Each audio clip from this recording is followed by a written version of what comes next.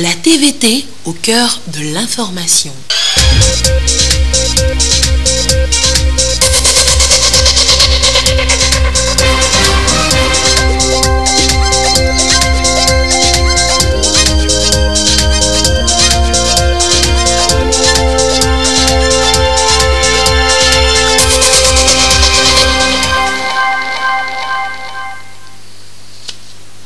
Bonsoir à tous, il est 20h. Dans l'actualité ce soir, le nouveau délai pour le dépôt des dossiers des projets à retenir pour financement et partenariat au premier forum Togo-Union Européenne. Une nouvelle date est fixée, bon à savoir pour les opérateurs économiques. Le séjour à Lomé de la directrice OMS Afrique, que retenir de son passage dans notre pays? Elle était face à la presse avec une annonce importante, laquelle, eh bien vous le saurez tout à l'heure dans ce journal. Enfants du monde, de la jeunesse et de la musique, samedi sur l'esplanade du Palais des Congrès de Lomé, le méga concert du 27 avril a connu du succès. Images et commentaires dans ce journal tout à l'heure. Voilà, madame, monsieur, le sommaire, bienvenue, voici le 20h. Et d'abord, et de deux, pour le président Faure Gnassingbé au Vatican, le chef de l'État a été reçu ce lundi au Saint-Siège, et ce, pour la deuxième fois par le pape François. Les deux hautes personnalités se sont entretenues et après recueillement, dans une ambiance cordiale et empreinte de piété et d'admiration mutuelle. Les sujets abordés, la situation politique, les élections du 20 décembre 2018, notamment la paix et la sécurité en rapport avec les attaques terroristes, les menaces sécuritaires. Nous reviendrons sur cette visite du président de la République au Vatican dans nos prochaines éditions et plus amplement. Pendant ce temps à Lomé, deux diplomates étaient à la primature. L'Égyptien Hassan Hussein, porteur d'un message de félicitations de son gouvernement. C'est à l'occasion de la célébration de la fête de l'indépendance du Togo. L'autre diplomate, eh bien, c'est l'Américain Eric Stromayer. Il est allé discuter des liens diplomatiques et de coopération avec le chef du gouvernement. Je vous propose de les écouter tour à tour et au micro de Robert Potombe. J'ai eu la chance d'être reçu par son Excellence le Premier ministre. J'ai délivré une lettre à son Excellence de son homologue égyptien. La lettre portait sur une félicitation de l'Égypte pour le Togo, pour l'occasion de la fête nationale, et ainsi la volonté de l'Égypte de renforcer les relations bilatérales dans tous les domaines. Et aussi, j'ai échangé avec le Premier ministre à propos de quelques idées pour renforcer les relations bilatérales entre nos deux pays, et nous étions d'accord sur le point d'essayer d'attirer des investissements de l'Égypte vers le Togo dans le futur proche. Nous avons parlé à propos de trouver des idées et des moyens pour fêter l'année prochaine l'anniversaire de 60 ans de relations diplomatiques entre nos deux pays. Je viens d'avoir des très bonnes discussions avec Monsieur le Premier ministre. J'étais honoré d'être reçu par lui. On a discuté tous les différents volets de notre partenariat qui dure depuis longtemps. C'est un partenariat entre amis, et la discussion a été très bonne de tous les différents dossiers. Je sens être bien reçu et je compte pouvoir continuer les travaux pour le bien-être du Togo aussi bien que les États-Unis. Vous avez encore le temps de le faire, je vous l'annonçais tout à l'heure en titre, la date de dépôt de dossier des projets à retenir pour financement et partenariat au premier forum Togo-Union Européenne. C'est désormais jusqu'au 12 mai prochain. Plus de précisions avec Luc Assis. Le Plan national de développement PND, un programme quinquennal défini par le président de la République dans une démarche inclusive et cohérente dont la finalité demeure la recherche de meilleures conditions de vie des populations. Circonscrit sur la période 2018-2022, ce plan national de développement repose sur les acquis de la stratégie de croissance accélérée et de promotion de l'emploi mise en œuvre entre 2013 et 2017. Il a donc pour objectif global la transformation structurelle de l'économie pour une croissance forte, durable, résiliente, inclusive, créatrice d'emplois décents et induisant l'amélioration du bien-être social. 3 axes sous-tendent donc cet objectif du PND. Il s'agit de mettre en place un hub logistique d'excellence et un centre d'affaires de premier ordre dans la sous-région en ce qui concerne l'axe 1 et de développer des pôles de transformation agricole, manufacturier et d'industrie extractive pour l'axe 2 et enfin consolider le développement social et renforcer les mécanismes d'inclusion. 65% de financement de ce plan national de développement est réservé au secteur privé. Depuis son lancement par le chef de l'État en mars dernier, plusieurs initiatives sont prises pour mobiliser le secteur privé national et celui international autour de ce plan quinquennal. Au rang de ces initiatives, le premier forum économique Togo-Union européenne qui se tiendra les 13 et 14 juin 2019 à Lomé. Conjointement organisé par la présidence de la République, le gouvernement togolais et la délégation de l'Union européenne au Togo, ce forum offre un espace de séances thématiques et de rencontres B2B aux porteurs de projets, financiers, partenaires au développement, agences donatrices et institutions d'appui. 100 projets bancables seront sélectionnés pour être présentés aux hommes d'affaires qui feront le déplacement de Lomé pour prendre part à ce forum. La soumission donc des projets pour la recherche de partenariats se poursuit jusqu'au dimanche 12 mai prochain. Un report de la date limite de soumission des dossiers qui fait suite aux sollicitations exprimées par les acteurs du secteur privé togolais. Et durant cette période de report, un accompagnement est offert aux opérateurs économiques pour le montage des dossiers.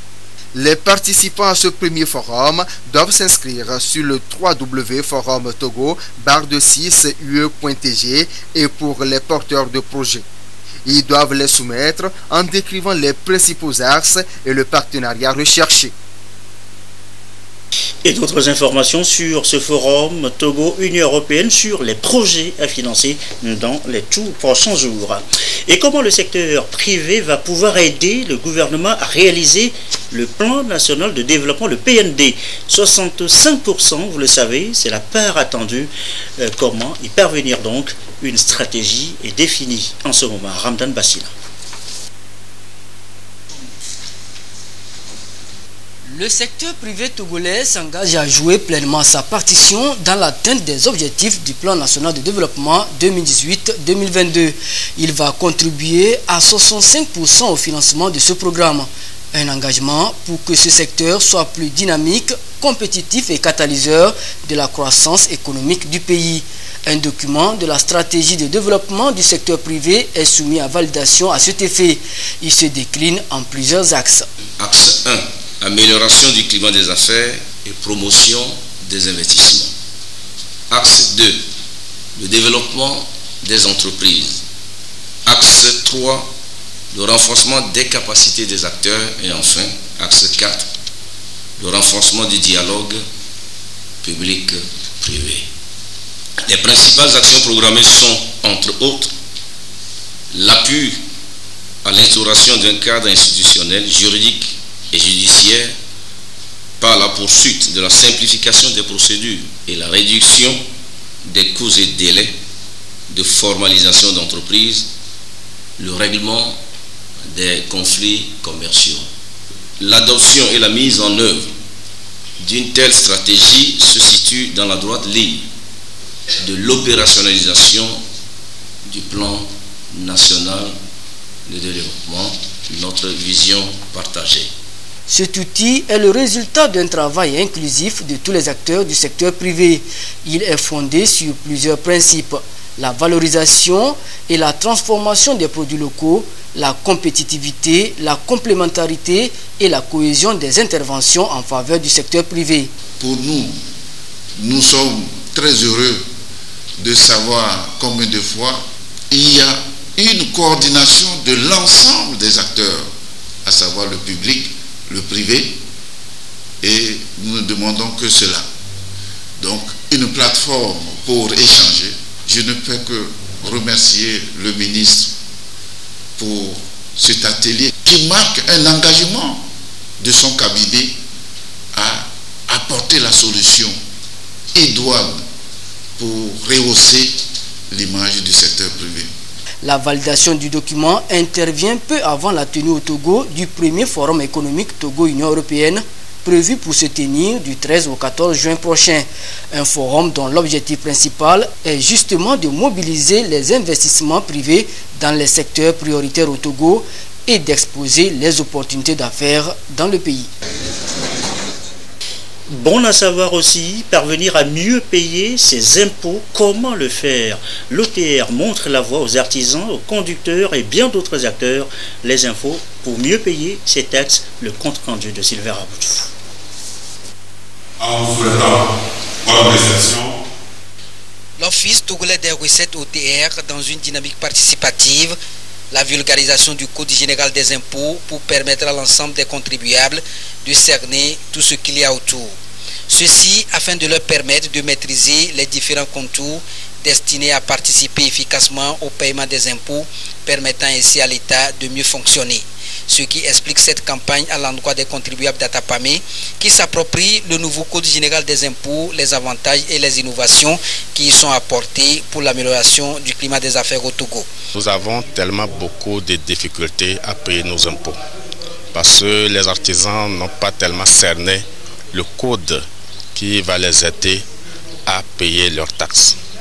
Ce jour, c'est une journée de sensibilisation pour que tous les artisans qui payent des impôts avec beaucoup de difficultés soient éclairés sur le nouveau code et que ces taxes soient payées avec beaucoup de facilité.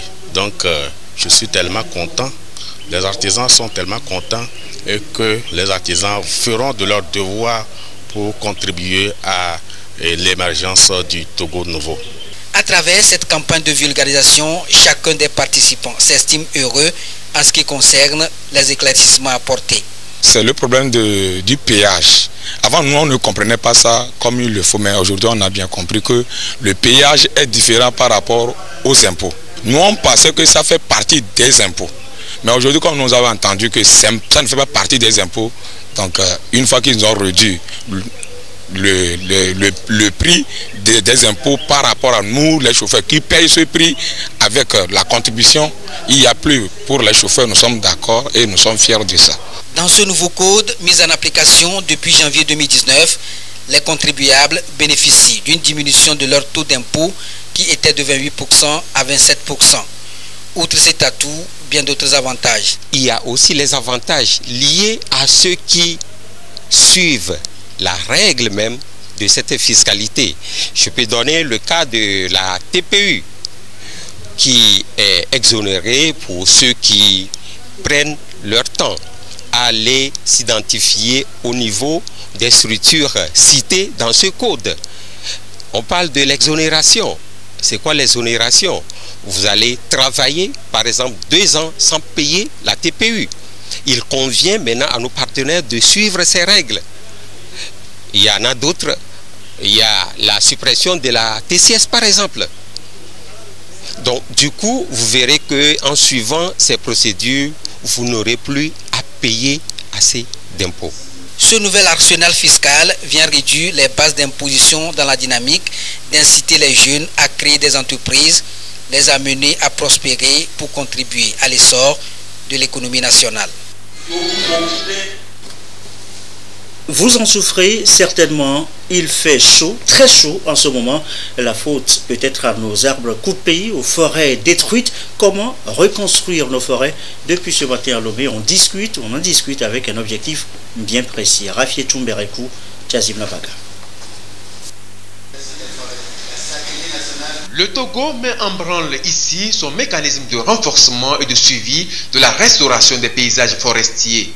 Il s'agit d'un projet en appui à l'initiative africaine pour la restauration des paysages forestiers qui ambitionne de reboiser 100 millions d'hectares de forêts dégradées à l'horizon 2030.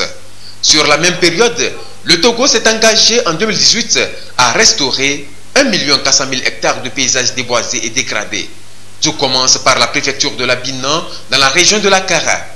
À l'issue de l'inventaire forestier national 2015-2016, il est ressorti que la préfecture de la Binan était celle-là dans la région de la Kara qui avait un faible potentiel végétal et une faible couverture végétale. La préfecture de la Binan est confrontée à une dégradation plus accentuée dans la région. C'est pourquoi ce choix est porté sur cette préfecture, mais aussi parce que les acteurs locaux s'investissent actuellement pour renverser la tendance. Il est attendu qu'au niveau de chaque région, on puisse à terme implémenter cela. Les présentes assises vont permettre à ces différents acteurs d'être au même niveau de compréhension des mécanismes de dégradation des forêts, des objectifs de la restauration des paysages forestiers et des opportunités potentielles pour la zone pilote. Le Togo se fait accompagner dans cet ambitieux projet par l'Union internationale pour la conservation de la nature UICN, la GIZ et la FAO. C'est à travers l'application d'un outil de suivi innovant appelé baromètre.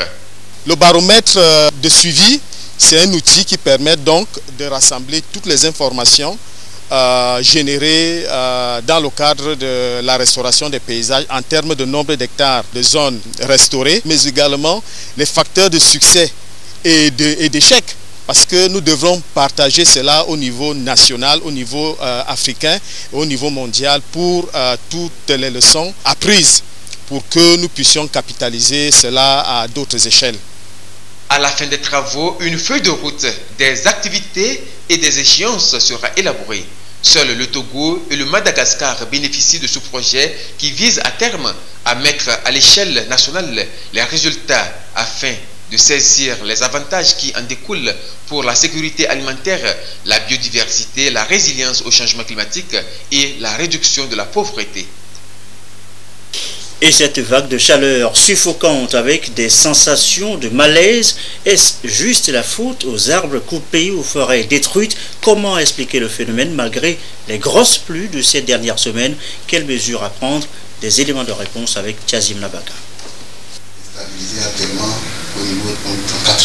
Voici la courbe des températures de la ville de Lomé et de ses environs. Elle indique que depuis le début du mois d'avril, le mercure n'a cessé de grimper et frôle désormais les 35 degrés Celsius. Ceci est ressenti au niveau des populations par une lourdeur dans l'atmosphère et des bouffées de chaleur suffocantes. Ce mois avril, vraiment c'est un peu chaud. Il fait vraiment chaud, mais la température est invivable. Bon, on ne sait pas si ce sont des anomalies climatiques dont on a parlé ou comment.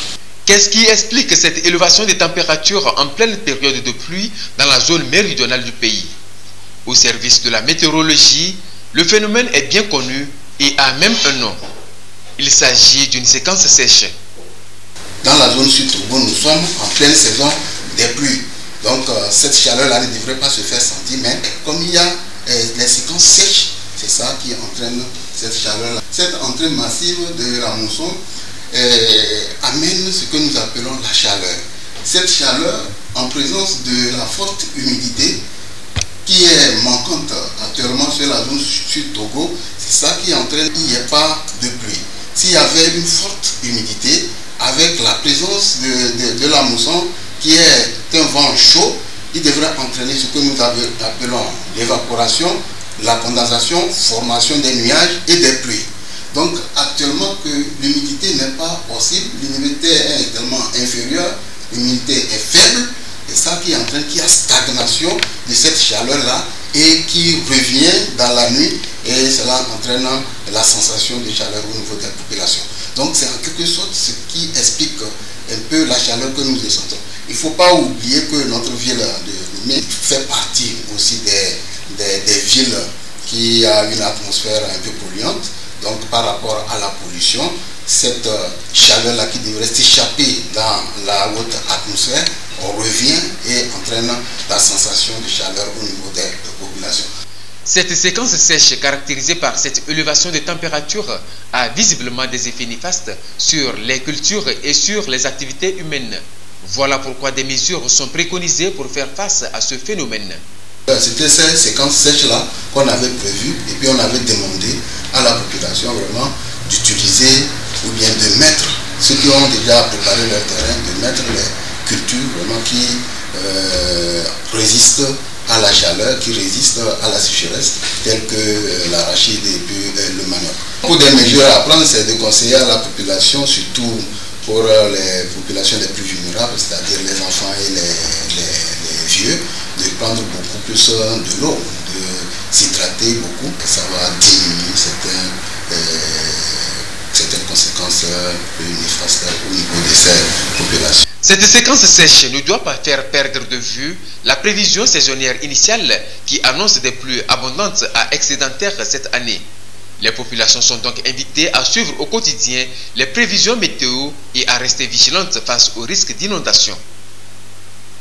Et sachez aussi que le Togo veut améliorer son système d'information sur l'environnement. Mais comment? 2 projets semblent porter la solution, lesquels? Les précisions toujours de Tiazim Nabaga.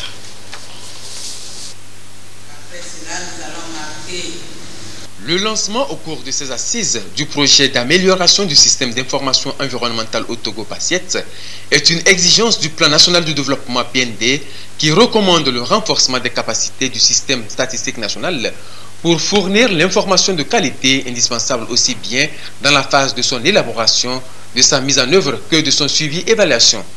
En effet, le PND découlant des objectifs de développement durable ODD, le Togo s'est engagé en septembre 2015 à New York à mettre en place des dispositifs et mécanismes pour comprendre et conduire le développement durable, c'est-à-dire suivre, documenter et communiquer sur la mise en œuvre des ODD. Étant donné que plus de la moitié des indicateurs et cibles des ODD nécessitent les statistiques environnementales, voilà qui justifie le PASSIET. Le PASSIET, c'est un projet qui vise à mettre en place et renforcer un mécanisme de suivi des ODD et de la mesure de la durabilité écologique au Togo.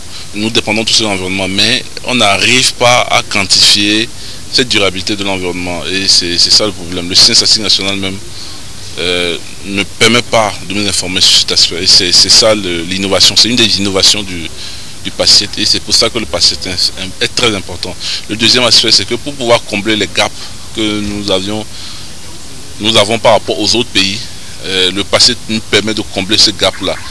Avec ça, nous avons le premier rapport sur l'état de l'environnement, nous avons le premier annuaire statistique de l'environnement, nous avons un plan stratégique de développement des statistiques de l'environnement qui est un programme en fait. Et donc je crois qu'avec ça, nous allons rentrer dans le Conseil des Nations en matière de statistique de l'environnement.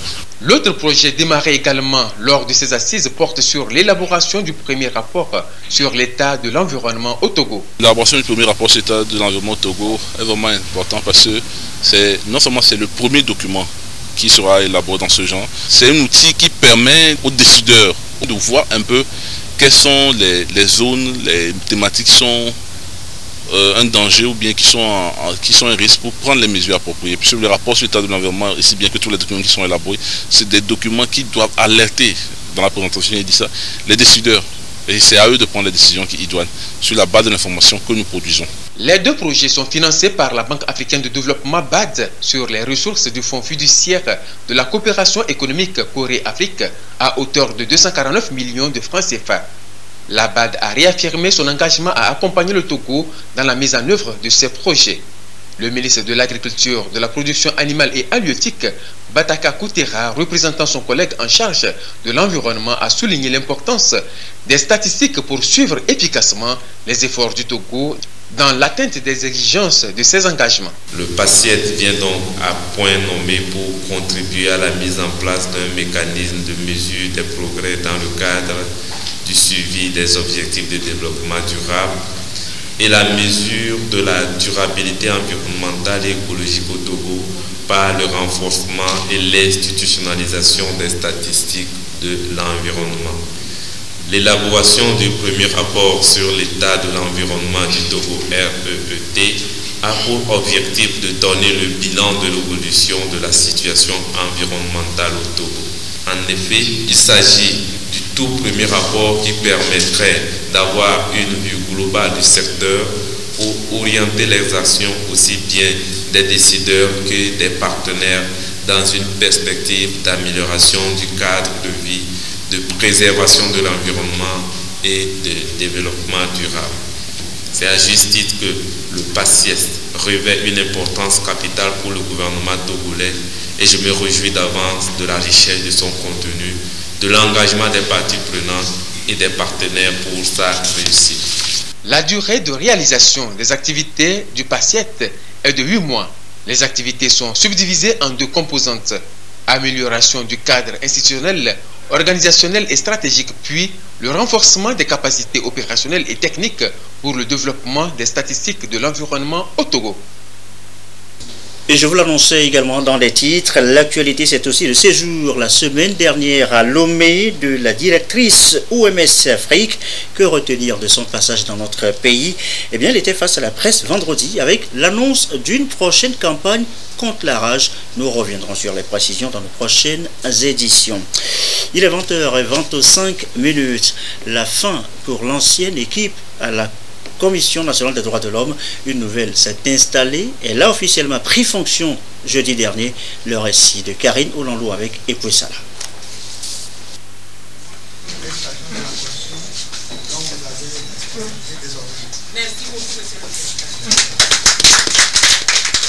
Nakpa Polo, élu par l'Assemblée nationale, va présider désormais aux destinées de la Commission nationale des droits de l'homme.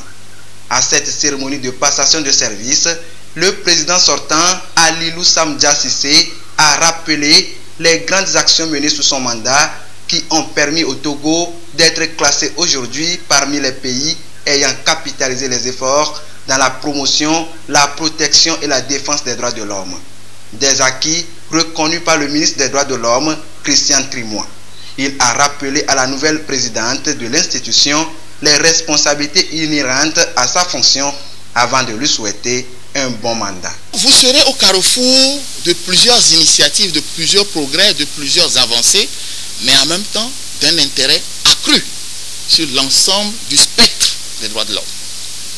Vous avez une charge fondamentale et il me semble que l'Assemblée nationale, en vous faisant le privilège de vous confier la mise en place de cette nouvelle commission dans sa nouvelle configuration et en vous confiant les rênes de cette institution, vous a certes honoré, mais ne vous a pas fait un cadeau.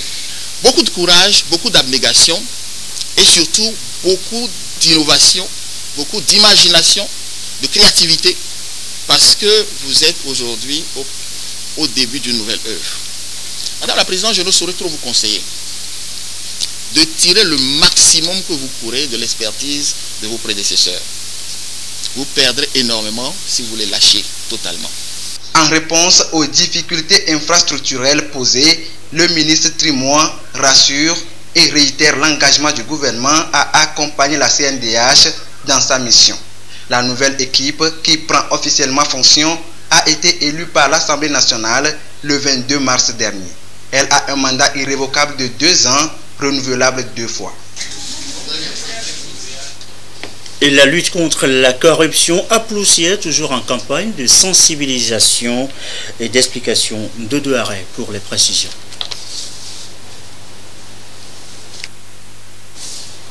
La Haute Autorité de prévention et de lutte contre la corruption et les infractions assimilées à Ploussia va passer à l'étape de la répression contre les actes de corruption.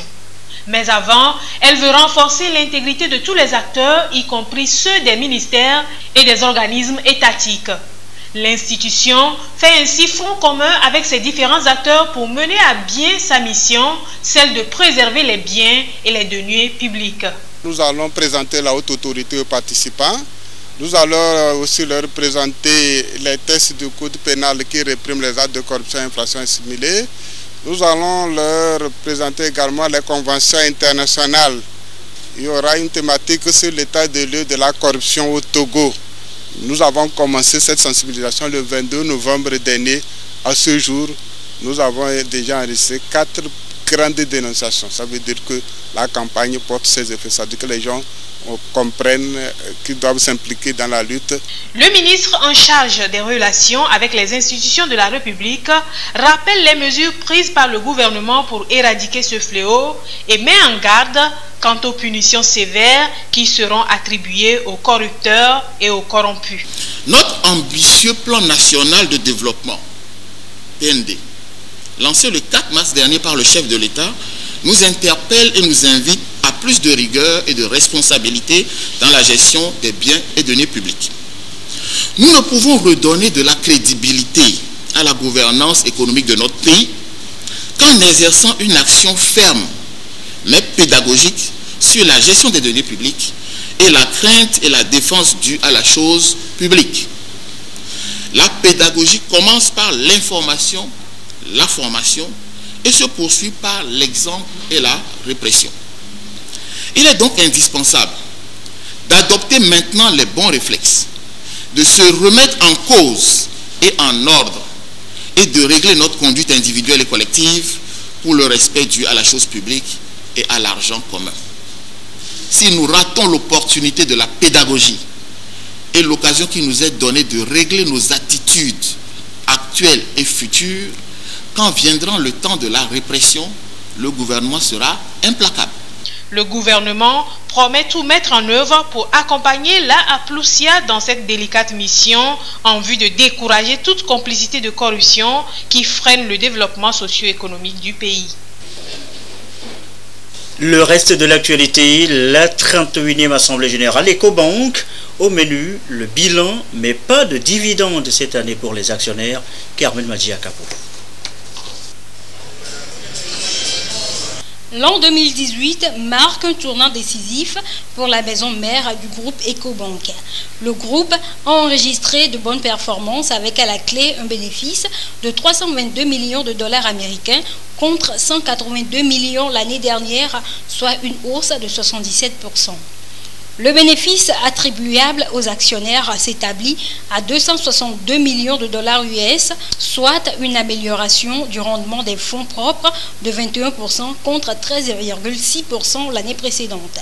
C'est ce qui ressort de la 31e Assemblée Générale de Ecobank Transnational Incorporated ETI.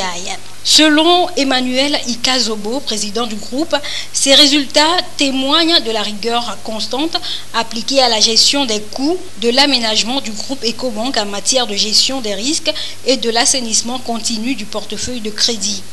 Ceci a permis d'atteindre un coefficient d'exploitation de 61,5% en 2018, malgré une croissance timide des revenus. Toutefois, les dividendes ne seront pas distribués aux actionnaires cette année en raison de nouvelles exigences de fonds propres réglementaires auxquels le groupe est soumis et la nécessité de constituer un coussin de liquidité pour la société holding, a affirmé le président du conseil d'administration. En 2018, le groupe Ecobank a adopté le numérique. Conscient des répercussions qu'exerce la technologie financière sur le secteur bancaire, le groupe a élaboré des produits numériques extraordinaires à l'instar de Ecobank Pay. Pour le directeur général du groupe Ecobank, Adé Ayeyemi, tout sera mis en œuvre pour la réussite financière à long terme du groupe. Il a expliqué que Ecobank continuera à développer et améliorer des plateformes technologiques pouvant leur permettre de dialoguer avec plus de clients et de partenaires et de déployer une stratégie de communication numérique robuste. Cette 31e Assemblée Générale de Ecobank International Incorporated a permis aux actionnaires de renouveler le mandat des membres du conseil d'administration. Ainsi, Emmanuel Ikazobo est reconduit à la tête du conseil d'administration du groupe pour un mandat de 3 ans. Lancé en 1985 et basé à Lomé, Ecobank opère dans 36 pays africains et dispose d'un bureau à Paris, à Londres, à Pékin et à Dubaï. À ce jour, le groupe Ecobank emploie des hommes et femmes de 43 nationalités différentes qui travaillent au service de la vision du groupe, bâtir l'avenir financier de l'Afrique. Retour sur le 27 avril, un méga concert, je vous l'annonçais en titre, a marqué la fête le samedi sur l'esplanade du Palais des Congrès à Lomé, le récit de Ramdan Bassina. La célébration du 59e anniversaire de l'accession du Togo à la souveraineté internationale, marquée ici par un concert géant. C'est le ministre de la Culture qui a donné le ton de cette soirée. Ce qu'il faut retenir de cette grande soirée en plein air est que nous, au Togo, nous avons une richesse inestimable. Et cette richesse, c'est la paix. Je voudrais donc nous convier tous à la culture de cette paix, nous inviter tous éviter tout ce qui va à l'encontre de la paix. Puis, place au concert placé sous le signe de la reconnaissance à Dieu pour sa grâce sur le peuple togolais depuis 1960.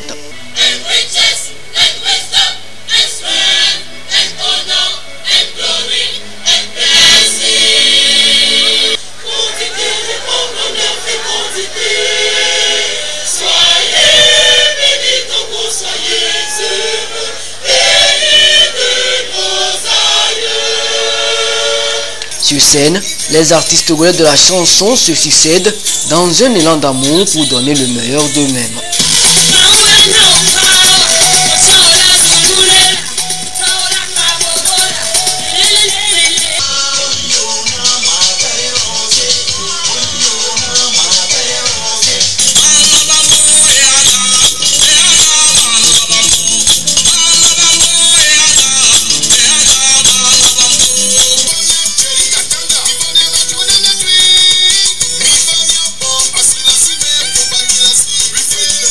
Pour le public venu assister à ce concert, les Togolais doivent s'inscrire dans la continuité des efforts pour une nation plus indépendante et tournée vers le développement. Nous sommes très fiers aujourd'hui d'être les dépositaires de cette indépendance et nous avons le devoir de transmettre cette fierté d'être Togolais aux générations actuelles et celles qui viennent. C'est toujours la fête et je souhaite une bonne fête à tout le monde, et tous les Togolais et tous nos amis aussi.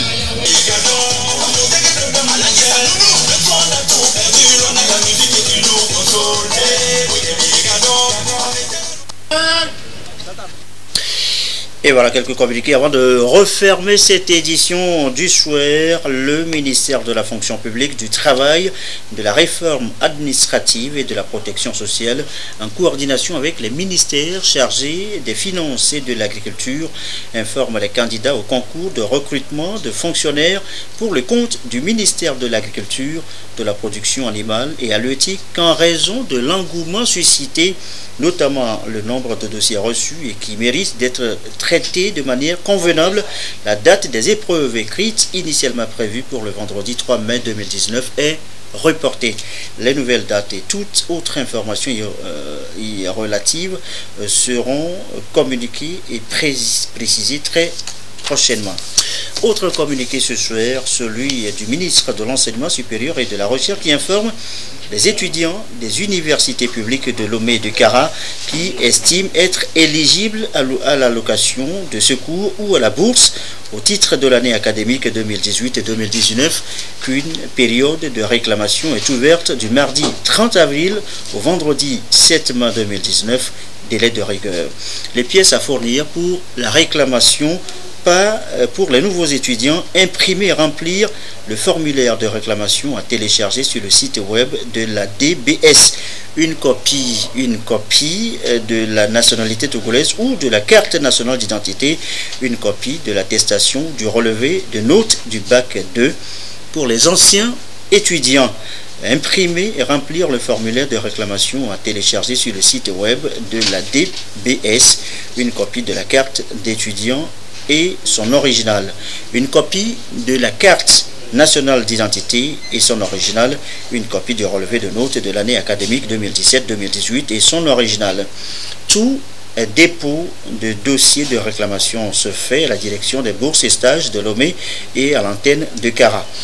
Notez bien, tous les étudiants concernés sont informés que leur demande ne sera prise en compte qu'après le traitement de la troisième tranche avec rétroactivité de la première et de la deuxième tranche. Voilà, je vous le signalais donc tout à l'heure, le président Faure Gnassingbé est au Vatican. Il a été donc reçu ce lundi au Saint-Siège et ce pour la deuxième fois par le pape François. Les deux autres personnalités se sont entretenues et après un recueillement dans une ambiance cordiale et empreinte de piété et d'admiration mutuelle. Les sujets abordés, la situation politique, les élections du 20 décembre 2018 notamment, la paix, la sécurité actualité en rapport avec les attaques terroristes, les menaces sécuritaires. Nous reviendrons plus amplement sur cette visite du président Faure Gnassingbé au Vatican, plus amplement et en images. Vous découvrez là même quelques images déjà de cette visite aujourd'hui au Vatican du président de la République. Et ceci met fin à ce journal du soir. Merci à vous qui nous suivez ce soir encore dans le Yotor, notamment à Répé. Et comme d'habitude, toujours fidèlement, belle soirée.